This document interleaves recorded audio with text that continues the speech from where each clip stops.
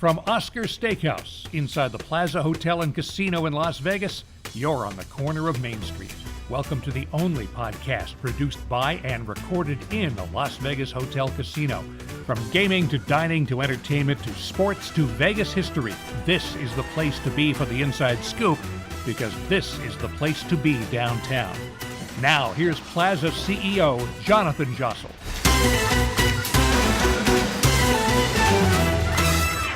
We have two guests here today. We have Mr. Scott Roeben of Vital Vegas. Hi, Scott. Hello. Thank you for having me back. I must tell you, I didn't know you woke up at this time. No, it's horrible. This is unusual for me, too. I thought we'd be having cocktails instead I'm having coffee. This is my third coffee of the day. Keep me fired up. Yeah, I think I've never had coffee. There's a fun fact. Okay. Never had a beer. Oh, but it's way too early. And I told Jacob, I saw him on the way in. I'm like, you're probably done with your day by this time, but I don't get up. I don't get up. You look like you haven't really woken up. And for those that can't see us, Scott is not wearing the headphones like everyone else because his perfectly manicured coif doesn't want to get flattened. So Exactly. There was a guy at Plaza the other night. I'm sitting at the bar, and he looks over and he goes, and his hair was perfect. He was totally drunk. I'm like, who are you? And I go, what are you? And he goes, I'm quoting a song. Something Werewolves about of London. Yeah, how did you know that? I don't know. He said it like he was making reference to something. I had never heard it. And so Scott is filling in as the host. Thank you, Scott. And That's right. Today's guest, why don't you introduce our guest then, Scott? Let's hear your radio. Well, he's an up-and-comer in the world of influence. I don't know how he would describe himself, but he's a content creator. He's a YouTube sensation. This is Jacob Orth. Some people know him by his Twitter handle, Jacob's Vegas Life. Did I get it? On Jacob's Twitter, Vegas yeah. Life. Some people know you're just not one of them. Funny. But yeah, YouTube definitely is, I think you would say, is your main platform. But I think you're doing great, Scott, but why don't we let Jacob introduce himself? Oh, man. You're butchering this. I got He was doing okay. No, but I have to give him, props because Not too much. Yeah, he's. I'm sure he'll talk about him coming to Vegas, but he's made huge progress in what is something that's very difficult to do, which is building an audience, a following, influence, all that. And I think, Jonathan, as usual, you had a great eye for the kind of guest that really is perfect for your podcast, because it's not really about the Plaza. It's about Vegas, and the world of influence is becoming increasingly interesting and complicated, and Jacob's a great content creator. So, Jacob, why don't you tell us about yourself, how you ended up doing what you do? Welcome to On the Corner of Main Street, Jacob. You know why we call this podcast On the Corner of Main Street? Well, you are here on Main Street. There we go. You got it. All right. Welcome. I appreciate the invite, man. So, because you and I first met Jonathan over a year ago, right when at the lounge downstairs. It's shortly after it had opened. So, but no, I've heard this podcast before a couple of times, including the very first episode where you talked about getting your license. Yeah. And that was interesting to hear about. And then you had the another one. You had the one very well-known professor from UNLV here talking about history, talking about the history of Las Vegas. So, how did you end up here, Jacob? Where did you come from? Why Vegas as a subject matter? I came from California for pretty much the same reasons everybody else comes from California. So, except I did it way before the massive wave of like 2020. So, moved here from San Jose, California. What year was that? 2012. Okay, so you've been here a while. Yeah, been here for a while. And actually, one of the reasons I started YouTube, making content on YouTube, because when I was looking to move here and I was trying to search on YouTube for content about Las Vegas, I could not find. It was very difficult to find anything. I remember 2 videos about living in Las Vegas on YouTube at that time.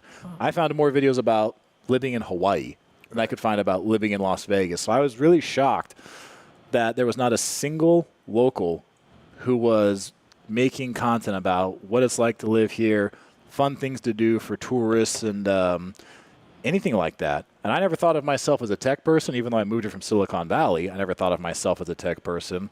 Were you working in Silicon Valley? No, I was going to university there. Oh, okay. So I was going to school, going to university, And then I moved here, and Vegas was definitely technologically seemed behind. So, I didn't think of myself as a tech person, but when I came here and I just saw a gaping hole in the marketplace for someone to be creating videos about it. In the beginning, I just started making videos about stuff I thought other people would be interested in or stuff I wanted to know when I was getting ready to move here. So, yeah, over the, decade now. And now are you a full-time YouTuber? Yes, sir. Blogger? No, you do your own thing and your own schedule. You work when you want to work. That is correct. You're your own boss. Yeah, that's a whole different set of challenges. Yeah. As you know. That's pretty great. So, no, it's been quite a ride, especially starting from zero and not knowing anything. Right. And you built that brand and reputation now. And, one of the things that, we wanted to have you on our podcast anyway. I did see you did a review of the Plaza. And what I appreciated about that, it was a couple of months ago, or maybe just a month ago. But what I appreciated about that was you never talked to me. You never talked to anybody here. You just booked your own room online and did your own review. And yes, sir. You were fairly honest. I think you were honest, at least, because everything seemed pretty accurate, although I have some things to gripe about. But we'll do that offline. Why would you want to talk about anything interesting on the podcast? But that, to me, is authentic, and I think a lot of people get confused. They think that people like you guys are shills or you're paid or whatever, and you did that completely authentically. Do you do that for other hotels, or you do that often? Every hotel vlog I've ever done where I've gone there and stayed overnight, I have paid for myself. Okay. So I've had...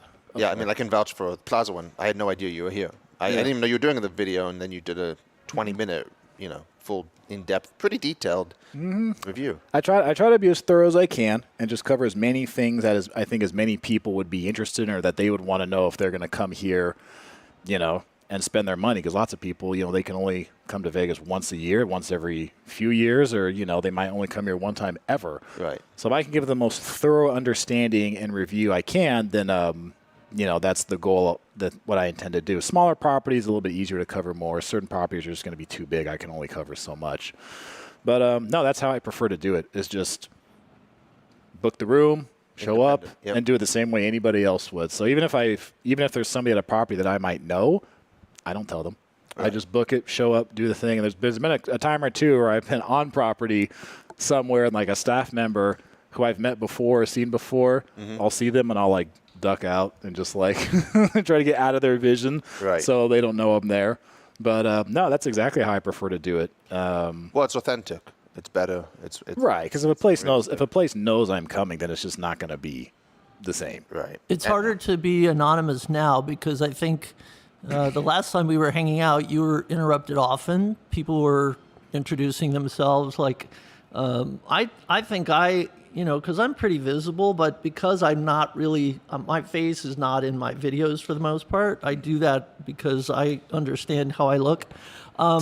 But in your case, you're very visible, and people that your fans know you and can pick you out of a crowd. You're tall and muscular and just stunningly handsome. Thank you, Scott. I think everyone agrees on that point. But so that gets tougher. Like going to a restaurant, you get a different kind of service if they know that you have a channel and you're going to be doing a review. So I think it gets harder to get a true experience like a customer would get. And because a lot of influencers do reach out, they have deals. It's kind of a handshake deal of we'll give you these freebies, and I'm still going to be objective, but you're kind of working hand in hand with the venue, with the casino or the restaurant. So I'm sure as time goes by, that's going to be harder to do for you to kind of slip in anonymously. Certain things may certainly be. But like when I go, like I actually the first time this ever happened recently in a video I did that I haven't published yet.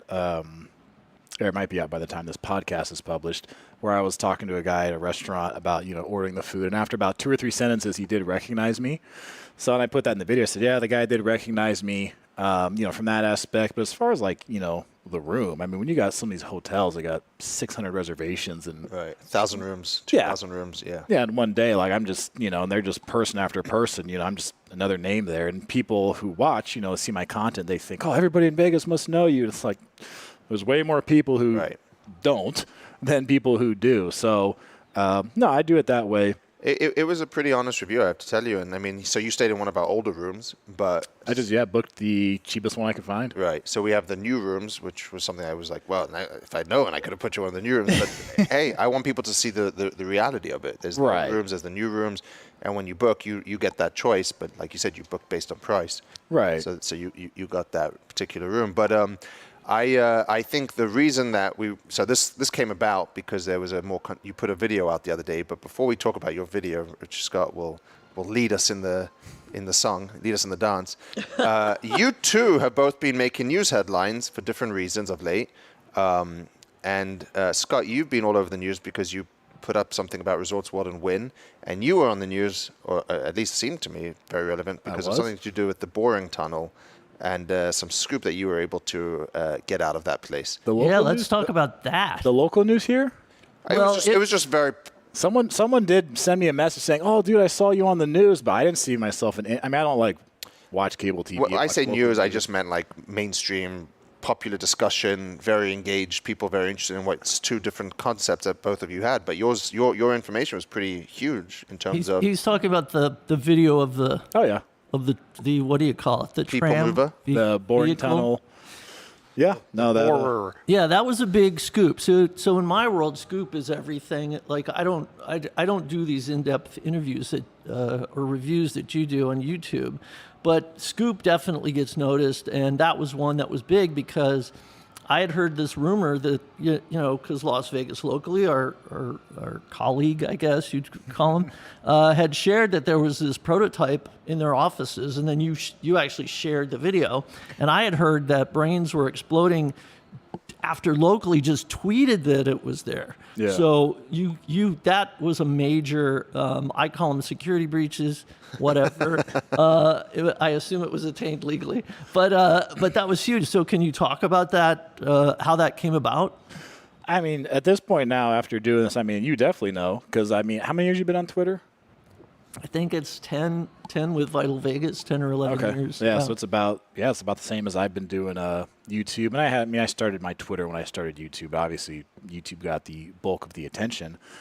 But actually just, I mean, over time, enough people watch you and see your content and stuff, and people will come and, they'll DM you things that they know about going on. And it's amazing to me that. So you had a source who had captured some video of this thing. I mean, it's not the most impressive prototype, but the fact that no one had seen it and that Boring Company had been so secretive about it and that it exists and that it's here.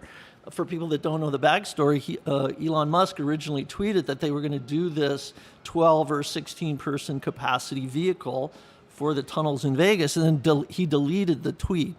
And I think it was because he kind of jumped ahead. So they were being very Boring in general. They don't really do publicity. They don't answer questions. They don't really do a lot. So that was amazing because I was mad, of course, because as you got out scoop. You got out scoop. Yeah, if somebody else gets scoop before me, that's it. They're dead to me. But in this case, it was just impressive because number one, you got it, but number two, that you posted it, because there are situations where I get stuff and I don't know how it's going to be received, so I'm nervous. And in this case, we don't know. Boring doesn't seem litigious or anything, but they freaked out. And sometimes I'll just retweet something and I'll get a cease and desist just for retweeting something that's that sensitive. So who was your source? Just let us know. Yeah, exactly. Just tell you the whole thing. So, yeah, and it's funny because sometimes people will send me stuff, but probably not as much. I mean, definitely not as much as I'm sure you've built up over the years. But I mean, tweeting that kind of stuff out or sharing an inside story or something, that's, one part of what I do. But a lot of the other stuff I do is write the hotel reviews, I'll touch on a particular subject I think people find interesting. So there's travel side, local side. That's one part, but I'll get that kind of stuff. But I don't know if I want to ever make that my main focus. It's stressful. I have ulcers do it just because when breaking news becomes your thing and tips and all that, it's a lot more stressful. You want to be first. What's that? You always want to be first as well. Yeah. I mean, there's a stress to always be first. But there's also a lot of risk there because that person that got your video and for locally, whoever is in Fontainebleau taking pictures, whoever's in the Sphere getting video, like the Sphere, like they reach out and say, take that down. These companies say, this was not attained legally, take it down. Which is absurd because in many cases I have to tell the lawyer why it's stupid that they're sending me a cease and desist for retweeting something.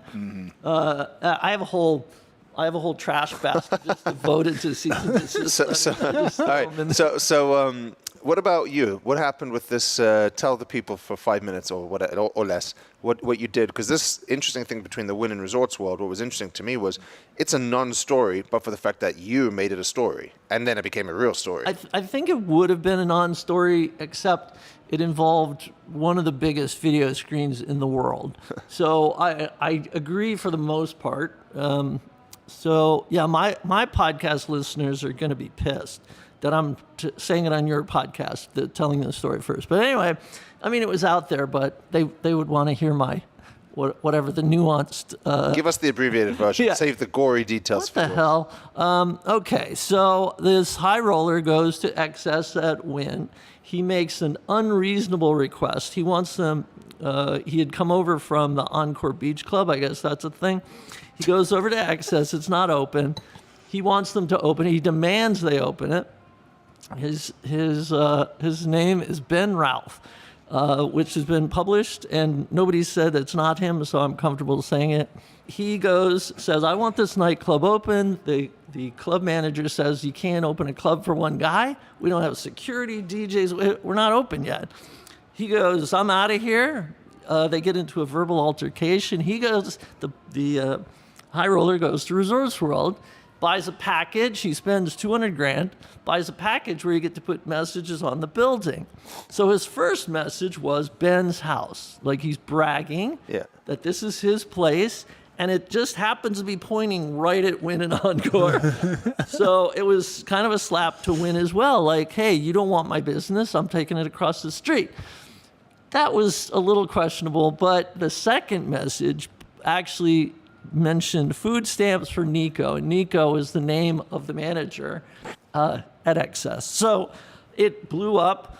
You're right, it would have gone completely unnoticed had I not had an anonymous source who knew every granular detail of how this unfolded, all the stuff behind the scenes, literally sent me a text exchange between the people who were making the decision about putting food stamps on their massive screen. Wow. So that's, like Jacob said, like over time, those sources kind of just come, and they're like, it's like a sleeper cell because you don't know when they're going to pop up. You might have met somebody 5 years ago who works at a certain restaurant or in a certain casino, and suddenly they're privy to these incredible, like I broke the story about Tillman Fertitta's resort, an entire resort, and it was somebody in the room who's risking their entire career to share this thing with Twitter. With the guy on Twitter, amazing. And I think it's created a lot of concern for people like myself and others as who controls our screens and what could end up on the screens. Like I have a big LED screen facing Fremont Street, and we'd use it for like marketing. But then last night, I had a guy here. I said happy birthday for his 21st. They listened to the podcast, so Aiden, happy 21st. Putting people on the LED screen is a nice gesture.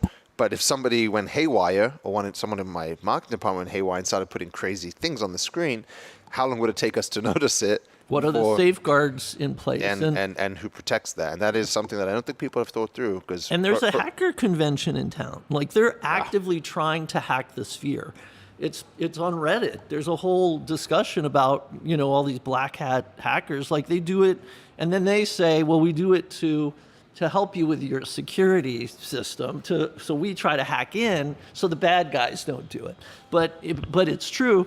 One of your neighbors, I've never shared this story before, but one of your neighbors here on Fremont actually had someone come in and hack their smart TVs in their casino. Oh, wow. And put porn on it. Oh, wow. During hours of operation. everyone freaked out because, number one, they realized they were smart TVs, but they didn't realize they could be that easily hacked. Two, you probably can't show porn in a gaming establishment because that's a gaming issue. Not a good idea. And so there's a lot of potential peril. And in this case, in the case of Resorts World, like, who knew that a nightclub would have the ability to post content on the side of a hotel? That never occurred to me. I thought there's got to be procedures in place. Safeguards. You can't have some DJ typing in a message in a DJ booth and putting it out. But because they have these packages for their VIPs, I'm sure they get birthday greetings. They do kind of, inside jokes and things like that. But this got ugly. Yeah. And the guy's life was threatened allegedly. So it's funny if it weren't sad. Right. But this guy, I think, is being banned from multiple venues. But when you're spending that much money, they're not permanent bans. He has already been banned at Wynn multiple times, but he was back. Keeps coming back. So I don't think he'll be coming back again. So thanks for sharing that, Scott. So now, Jacob, why don't you tell us a little bit about the video you posted that led to this podcast episode and some of your thoughts. And how are we going to do this? Are we going to play the video? What do you want to do? You want to play clips of it? You want to play the video? I mean, I have point by point kind of. Well, let Jacob introduce what his mindset was. Well, let me give even more context. Okay. I like that idea, but because I watched Jacob's stuff. Okay. So this, just for context for the folks that may not have seen it, this was Jacob actually did two similar videos. Mm-hmm. One was why you'd be an idiot to not come to Las Vegas. Oh. And another that was you'd have to be an idiot to come to Las Vegas, right? I like giving the pros and cons. Yes, pros and cons. And then letting the people decide. But what I thought was interesting, and for me this needs some context. So the video where the premise was you'd be an idiot to come to Vegas has been viewed 391,000 times. So hugely popular. Wow. Your video about why you'd be an idiot to not visit Vegas got 52,000 impressions.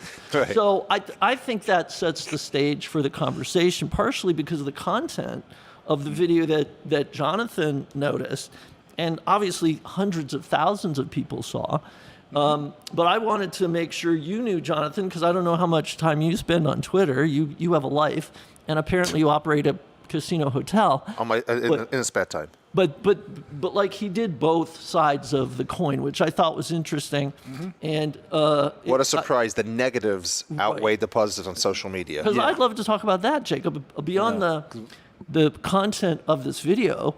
Just how, because like I said, I've been doing this 10 years, and it's absolutely a fact that content that skews negative tends to be more popular. Definitely. And so I'd love to hear your thoughts on that, just unless, Jonathan, if you just want to dive into the content of the videos. But, I only watched the negative one all the way through. So because that's what we were going to talk about today. But so you approve the marketing strategy. I watched all your videos. But I just think it's an interesting phenomenon in social media. Uh-huh. It's really interesting for Vegas and casino, because there are other influencers who do this about specific properties or venues. Right. So, and their negative content is seen by, I've always used tenfold as my kind of general measurement of how much more popular negative content is. So do you have any thoughts on that first, Jacob, before we get into like a lot of, when I do contents, like particularly, like say after I stay at a hotel, I'll do the whole video vlog and then I'll cut it up into like the reels or like YouTube shorts. I'll put those on, YouTube, Facebook, Instagram, TikTok, all that kind of thing. And yeah, you're right. I mean, other than a handful of exceptions I can think of, usually like the one about why you should never stay at this hotel, almost, not always, but almost outperforms the other one. I've had a handful where the why you need to stay here does better on one platform or another. But typically, the one that's comes from a perspective where people think it's negative grabs their attention more. So I mean, think of like restaurants, right? People get angry at a restaurant. What do they want to do? Go on Yelp and like leave a negative review. Like they're just, the emotions get to them, right? More so than it's like, wow, I had an amazing meal. Let me go tell the world how amazing this place. People do that, but it's just a certain aspect of human psychology where it's like the negative gets people's attention, or in marketing, people will like do more to avoid pain than they will to go towards pleasure. So they'll do more to like avoid something painful than they will to like work towards a specific goal they want to reach. And even when it comes to content, though, some stuff like say a video about scams, right? Like a video about scams might, on its face, like that title might seem negative because you're talking about scams, but really what you're trying to do is prevent people from getting scammed. So, your whole goal is to keep them out of that so they can, save money, not get ripped off, stay safe, and that sort of thing.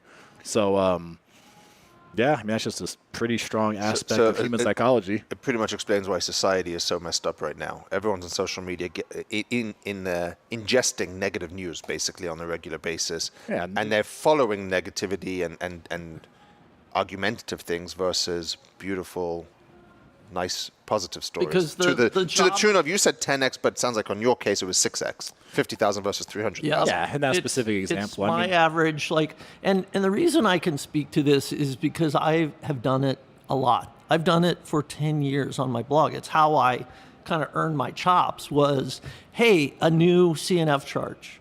Yeah. Look what they're charging for ice at Dick's Last Resort, ice water. So those kind of things like drink monitoring. But are they charging for ice in winter? Yeah. Or ice in summer? Or not giving your coins back when you go cash out your voucher, just keeping the change. That's great. Or I should say donating the change. So those stories, or sometimes they keep it. They're my bread and butter, Yeah. and they always have been. Seeing this video that got Jonathan's attention was interesting because I had a strong reaction to it, and I think it's because over time I've actually become less of kind of like a tourist advocate than I have kind of it feels like I've tried to do that balance, and I'm sure you do the same thing of kind of like, I know I could do negative all the time. There are people in town who 100% of their content is negative. It's brawls, it's fights, it's, who got salmonella at this, what dirty dining thing happened. That's all their content, and that's because it performs better. So if you're purely motivated by the money, you want as much reach as possible. And most reviews, people are more inclined to leave a review when they've had a bad experience than when they've had a good experience. If you had a good experience, you shake hands with everyone, say thank you, great, see you next time. Very, very less likely to go online and leave a review versus if you've had a bad experience and you didn't get the recovery you were looking for. Now you're going online to let the world know how pissed off you are. That's right. That's definitely the Yelp dilemma. And everybody is kind of agreeing now that social platforms, their job is to keep you on their platform. And the way you do that is by sharing emotionally charged, divisive, things that get you riled up. So there are really smart people out there making sure that video is seen by more people because that's the one that's going to keep them on the platform and get them to tweet, retweet. It's same on Facebook. What were you going to say, Jacob? Well, when it comes like that kind of content, I mean, yeah, you're right. There are accounts who post nothing but negative, and that's unhealthy, to say the least. So, no, but those accounts, I've never seen an account. I can't think of any account on any social media platform that posts nothing but negative, and they're like a massive account. So I would say that's not necessarily where you're going to find the most money consistently doing that. But also on the flip side, there's accounts where it's like they don't ever say anything negative, and it's just everything is sunshine and rainbows and puppy dogs, and neither one of those ends of the spectrum are true. So that's why I like the way I have it set up now, where it's like I try to give the most holistic perspective I can, the good, the bad, the ugly, and that's what a lot of people tell me they appreciate. Because there's a certain element of risk if you're going to put out something that's, negative. And there's a certain amount of blowback you might get, but also like if you saw in the comments that video about why you'd be an idiot to visit Las Vegas right now, lots of people, the bulk of them were like, thank you for saying like how I felt for the last few times I've been to Vegas. And the whole big idea for that video was the fact that over recent years, I had noticed more and more complaints coming from people about feeling nickel and dimed when they come here, about prices increasing, and the fact that, especially for people who are older, someone who's been coming to Vegas since like the 70s or the 80s, what Vegas is now is nothing like what it was when they first started coming here and they fell in love with this place. Right. So two things. If I'm not mistaken, this was a video you actually made last year, but then reposted it this year. Is that correct? No, I made it last year, posted on YouTube, and every once in a while I just post a video on Twitter. Because you still think the the messaging is still true today for what it was last year? Has it gotten worse or better? Do you see what I'm saying? Yeah, so that was why. So when I had reposted it, that's why. I didn't realize it was a year-old video until subsequently. Yeah, because some people had commented that, and they were like, they were like, yeah, this is a year old, but some people still felt it was pretty true, and that sort of thing. So, no, I'll repost stuff that I've made sometimes from numerous years ago. But, yeah, so I may just do what I can to provide the So whole what picture. was if we're going to do it this way, why don't we give you the opportunity to explain what were the 5 points for why you'd be an idiot to come to Las Vegas right now, in your mind? Well, when I made that video years ago, I mean, there were several things. One of them was prices, like I had said. One of them was feeling nickel and dimed. At that time, there was more of a labor shortage, so people had, some complaints about like customer service and that sort of thing. But, that's largely gone now. And even in the follow-up video, I said that, hey, a lot of the staffing issues have been resolved, because we probably remember a couple years ago when not just hotels and casinos, but lots of local businesses had all kinds of staffing issues. And gambling, resort fees. So, and I actually just put it on When Twitter. you say gambling, you mean the odds. Yes. So the fact that, People still like gambling. You just it's just the odds you're referring to. Absolutely. So, like here at Plaza, you got the only single zero roulette wheel in all of downtown. You're not going to find that on the Strip. If you got 00, now 000. I mean, I just put it out on Twitter like right before I got here, actually. And I've seen this chart before from UNLV School of Gaming, where they put out the hold percentage on slots from casinos year by year, and they break it down into geography. And you can see how from, I think it was 1990, 91, it went back like 20 or so years.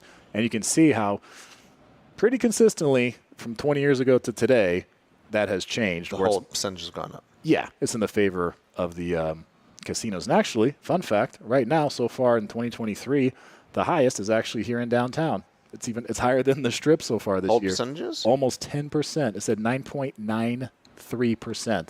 The Strip Cut that out the podcast. Yeah. Thanks a lot, Derek. Downtown. Derek did it. He raised the slushy drink prices, Yeah. and the pay tables are not good.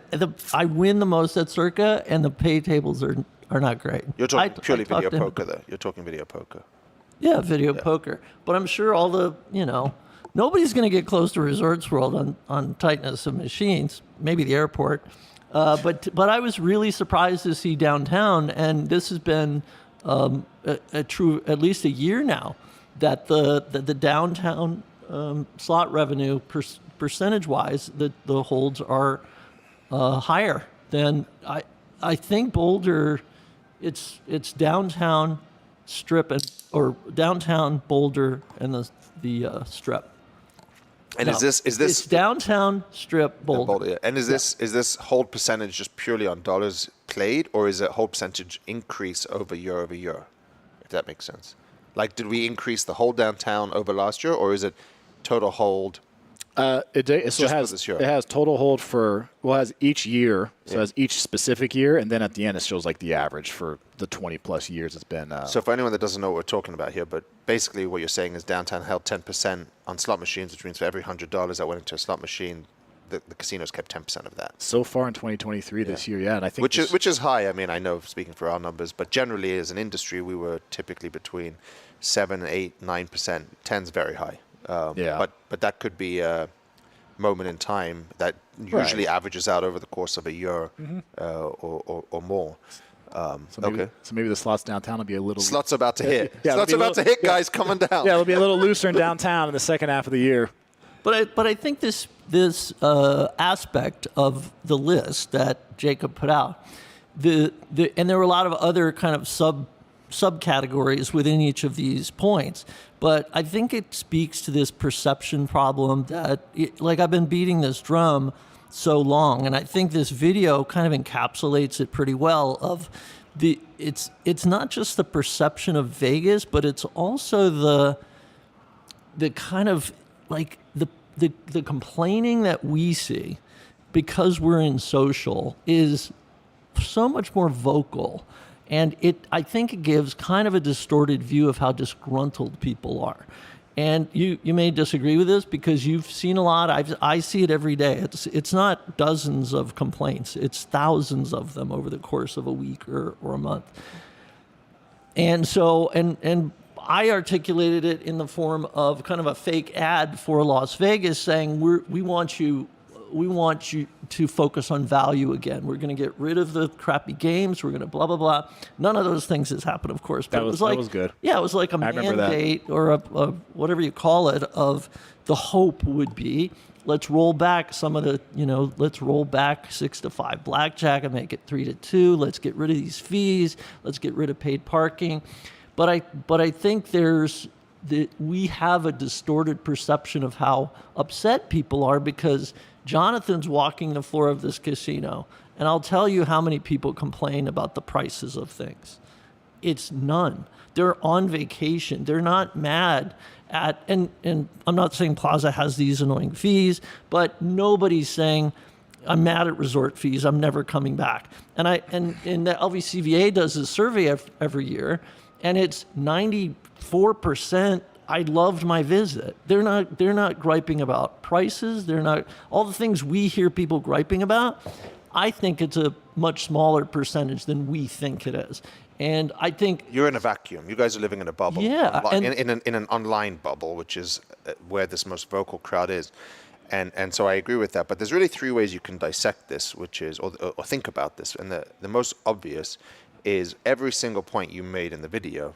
As someone who travels quite a lot myself, everything you said could apply to any city in America or, for that matter, England, with the exception of the gambling odds, right? But in terms of customer service and wait times for things, I mean, I flew to London every time in the last 12 months.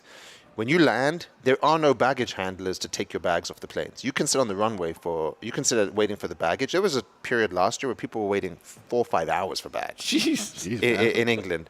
So, I mean, I would just give up my clothes at that point. You can talk about customer service. You can talk about resort fees, pricing. You go stay in a hotel in California, you're spending $50 for your car just to park there, just overnight. So many of these things apply to every city. And airline fares, I mean, it's expensive to travel anywhere right now. And has been for the last 12, 18 months. I don't think anything, again, with the exception of the gambling, is exclusive to Las Vegas that was coming out of that in terms of, is it a Vegas problem or is it this is where society is today? This is where prices are. This is where the cost of meat is. You want a good steakhouse, you're going to, go to another city. Again, I'm not saying. Well, I think Jacob brought up a good point. Even within the video, it's the comparison of Vegas against itself. Vegas. Bingo. I think that's the key point is like if you've always had free parking and then now you get paid parking, you don't care that parking is 10 times more in Chicago or New York or another tourist destination. You're just saying, I remember I walked in, I gave the guy a 20, he gave me a great seat, he threw some champagne in the mix. I went down to the tables. I could play a penny, a literal penny, not like a penny slot where it's $1.25 of pennies that you know what I mean? So Vegas suffers in a comparison against itself. And so that, to me, like... Is that where you're coming from in terms of the comparing Vegas to Vegas? Well, absolutely. Because your 1 versus your 25, say? Well, yeah, because in the follow-up when I talked about why you'd be an idiot not to visit Las Vegas, that was part of the deal was the fact that a nice room here would cost you significantly more if you're going to, like, San Francisco or Chicago. So then my first categories out the window because we're not talking about anywhere else in the world. We're talking about Vegas versus Vegas. And that. Right. And a lot of these changes have come in recent years, like the paid parking has come. I remember there was a couple of years ago, I feel like every month I was doing a video on a place increasing its resort fees. It was getting crazy. And I can certainly agree to the point that, the people who complain, especially online and social media, that, those people are going to make more noise and they're going to look more representative than they are. Because the ultimate truth is, are people coming back and are they still spending their dollars here? So when the tourist numbers are going up year after year, when people are continuing to pay and stay at places despite the resort fees, despite any other fees they may incur, they're still saying with their action, with their money that they had to earn, that they think Vegas is a good enough value to spend their money here versus somewhere else. Yeah. So, you're right. We do hear lots of the complaining online, but in the real world where they're going to spend their money tells you how much value they think there is. Yeah. And let's look at it then from the downtown perspective, right? Downtown, when I came here 2007, you did not want to come to downtown Las Vegas. I mean, I remember living down here, and people would say, like, Jonathan, are you crazy? Are you being harassed? Are you being molested? Why are you down there? Don't go past the shoe. Don't go anywhere. Don't live down there. And then you see the investment that's happened down here and the way things have changed. And I always like to tell people, I think people were coming downtown in 2007, 8, 9, but they would see the old lights, they would see some of the history, and then an hour later, like, back to the Strip. Now you have world-class steakhouses, you have nice hotel rooms, you have world-class pools, you have the biggest sports book in the world, you have all these bars and restaurants in East Fremont. All of that costs money. Yeah. And so there has to be an ROI on those things. And so, interestingly enough, on the slot machines, because I have learned a little bit about this and spent some time on this, when you look at the old slot product that used to be on the floors of casinos, they didn't have the same big jackpots. So it's like anything in life. If you're chasing something worth more money, it's more risky. It's going to have a higher hold, but you're going to get paid out hundreds of thousands when it hits, or tens of thousands, right? Those games have higher holds, but bigger prizes. The old one-arm bandits, you would win $10, $15, $20. You weren't winning 10 grand, 20 grand. We have somebody hits 10 grand almost every day here. And in all these casinos, it's happening every day. Right. It's just people are chasing those bigger prizes, which obviously leads to costing more money. And so that's one obvious change. And then the other thing that really I've tried to think about was show tickets. Like in the old days, you used to come in, slip the guy $20 and watch a show. With the exception of like maybe the Rat Pack and Elvis, who again weren't even as big as stars are today because of social media and general media, there was no Adele. You weren't seeing Adele for thousands. You weren't seeing Kylie Minogue crashing websites. That wasn't happening. You were watching a live band, right? And you didn't even know who you were watching half the time. Like people still talk about the Sunspots at the Plaza, the Hawaiian band that used to be here. They're free. Yeah. And so like if you still want to see a free act, you can. But if you want to go see Adele or you want to go see Kylie Minogue or some of the bigger acts, yeah, you're going to pay for that. But no one's forcing you to go to that. There's free entertainment everywhere. You can go to dueling pianos. You can go to live lounge acts. Those shows are still there. I think people just want that experience. But then, of course, that's going to cost a lot to go to that. Yeah. Yep, and the thing that I hear constantly is people, whenever I say a price is going up or resort fee, anything, the word that comes up is greed. And I just think that's, it makes no sense to me that it's demonizing an industry for pricing things at a point where they make money. I think that comparison of Vegas to Vegas is important. Like drinks were never free. Dinner was never free. Shows were never free. People were gambling, and the gambling was paying. It was subsidizing all that stuff. But there was revenue coming in, and the revenue was more than what it cost. Those were incentives that are now done through loyalty clubs and whatever. But I think, I don't know, and you get a little jaded. I'm sure you feel this way some days too, Jacob. It's kind of like if you see it and you talk about the same subject for years, it's easy to be kind of you're sidetracked by the negativity and the observations of, and it's still, like I said, it's my bread and butter of like, this price went up 15 cents.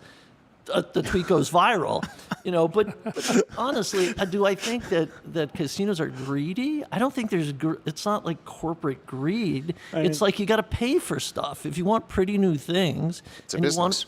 So the basics of business is that they're going to charge whatever they think people are willing to pay, and they're going to vote with their money. So if you say a dinner here is going to be $100, and they just say no, then they think they can get more value for their $100 somewhere else. Right. If they say yes, then they think that dinner is more valuable than the $100 that they're going to spend. People may not consciously think that, but that's what they're saying every decision they make. Is this a myth or reality? The line item mentality that has always been around corporate America has now come to Las Vegas. In the old days, the myth being that as long as the entire resort made money, you could have loss leaders here and there.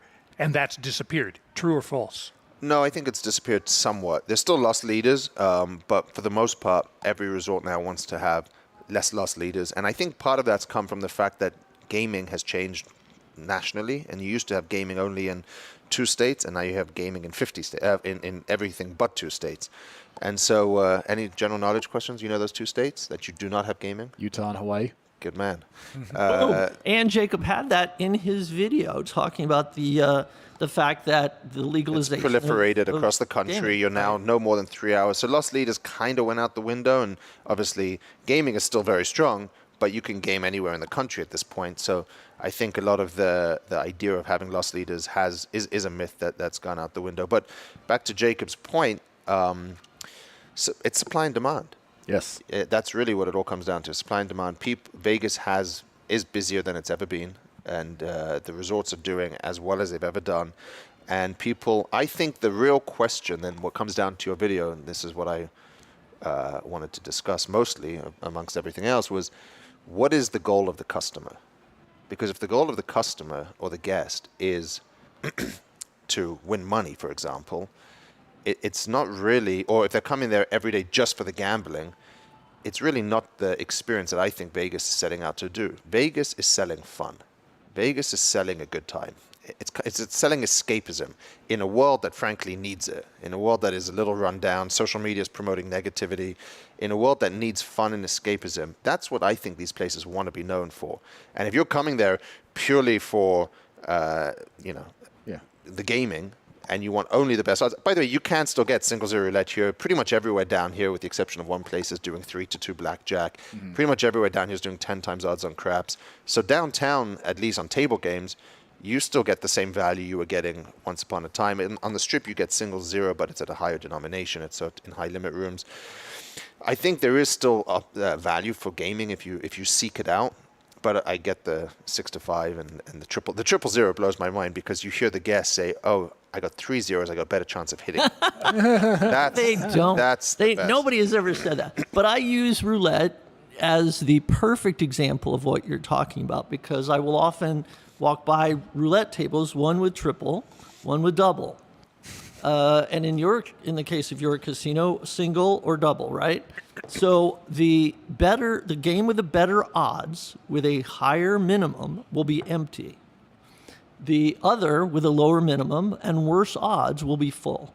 And that is because those players don't care about 2% difference. They are here to have fun. They're going to play on a table where their friends want to play. Yep. They want a lower minimum. And I think that applies to all of Vegas. Correct. They have their budget. People on vacation don't care. And it's infuriating because the CNF charge is BS. Oh, but stop. How many places have a CNF fee? I've never seen it. 3 or 4. In the whole city. Right. And we have 40 million tourists. How does that get more views on Twitter? It's not about facts. Crime is rampant. No, it's not. That's such crap. It's because these idiots out there are sharing brawl videos every day, and there was a brawl. Who cares? That's not. There was brawls at the Jake Paul Nate Diaz fight. There's 40 million tourists coming to Las Vegas. There's fights everywhere, but it's the distorted perception, and social makes it worse. And it's those kind of. I thought that's why it would be interesting to speak to Jacob today, because he did both sides of the coin with these videos, and the one where it's generalizations and the perceptions about crime and gaming, it's these curmudgeonly old guys going, I'm not playing 6-5 blackjack. Who gives a it's 4 people. They're angrier and louder. But people are flocking to Vegas. Yes, visitation has flattened, and it's going to be a problem in the next year or two. But for now, you can't really. You obviously didn't see my bingo room this week. 700 people playing bingo. Couldn't be happier. Bingo? I saw it on Twitter. Recession-proof or inflation-proof. Bingo is like that. So you haven't let Jacob speak much, Scott. You've been doing a good job of speaking over him. Great host. I'll be the host. I'll just ask questions and then shut up. I kind of figured he would.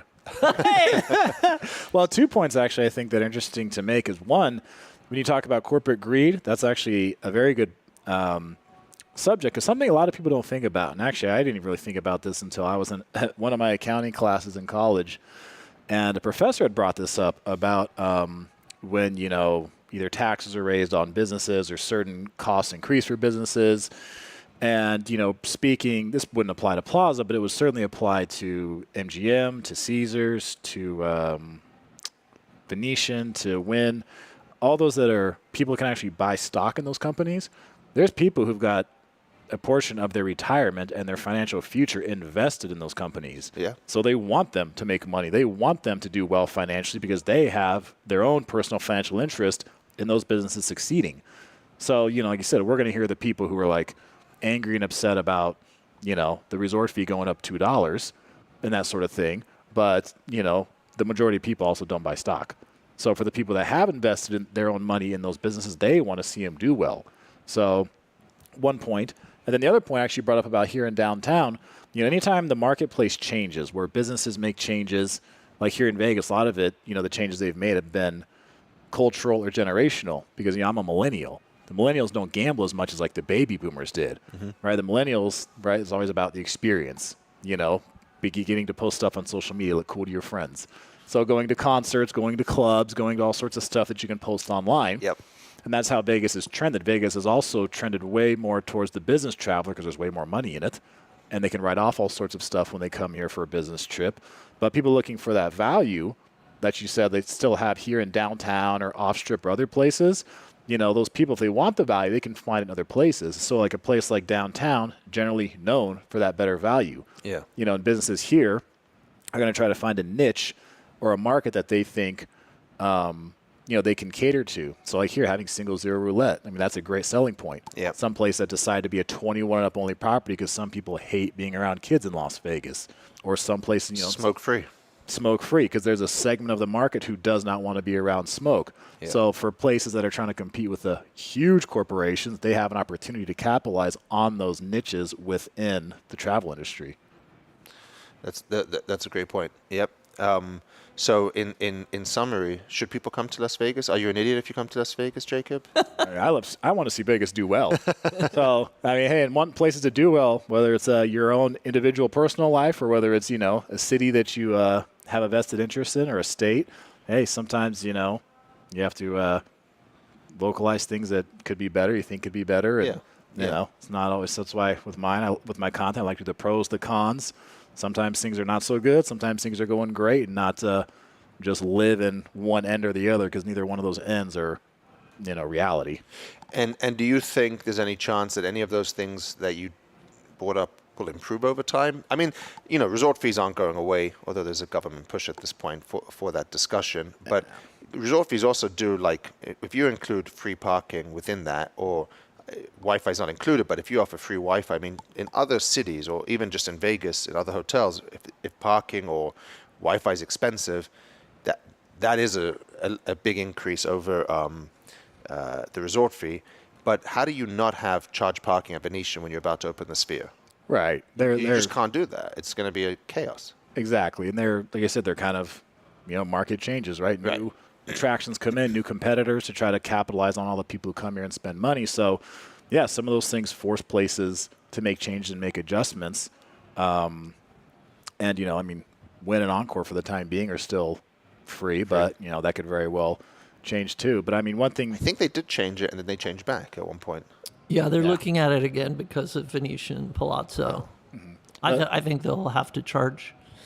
But I have a prediction. Yes. So... I don't think casinos right now, all due respect, I don't think casinos right now are particularly motivated to give people those deals that they're used to, because when demand is this high, you don't have to. These loyalty club rollbacks have been substantial with perks. But I think the bubble, the post-pandemic bubble is done. And I think we're going to see some challenges that, yes, will inspire casinos to get motivated again, to go back to promoting value as something that it's top of mind for visitors. And they will have to, because the business is not, I don't feel like the casino business is competitive right now. It doesn't have to be competitive. People are coming. So if it slows, and it has to, because you can't just keep having a green arrow up. It's like the stock market. I think casinos are going to get real motivated, and I think some of these bad short-term decisions are going to be rolled back. That's my 2 cents. And you're going to start seeing, maybe not overtly like free parking, but it'll be included in packages. It'll be no resort fee as part of a package. You'll start seeing more of those deals coming down down the pike when occupancy goes down, when gaming flattens out. That's my 2 cents on that. You might be right. I think downtown is a different animal. I think downtown has a lot more upside in terms of growing market share of Las Vegas as a whole. And then the other part of that is you have to be careful when you say the boom is over, because maybe we don't exceed 2022's numbers or 2021's because you had the post-pandemic pent-up demand, stimulus money, all the other variables. But we're still way ahead of 2019. Every single place that's reporting is reporting numbers better than 2019. So that's still pretty good. That's still a pretty good place to be. And let's see. I mean, Fontainebleau's going to open. The Sphere's going to open. You got the baseball team coming potentially. So there's a lot of things that could still give Vegas those next level injections. And there's a lot of growth here.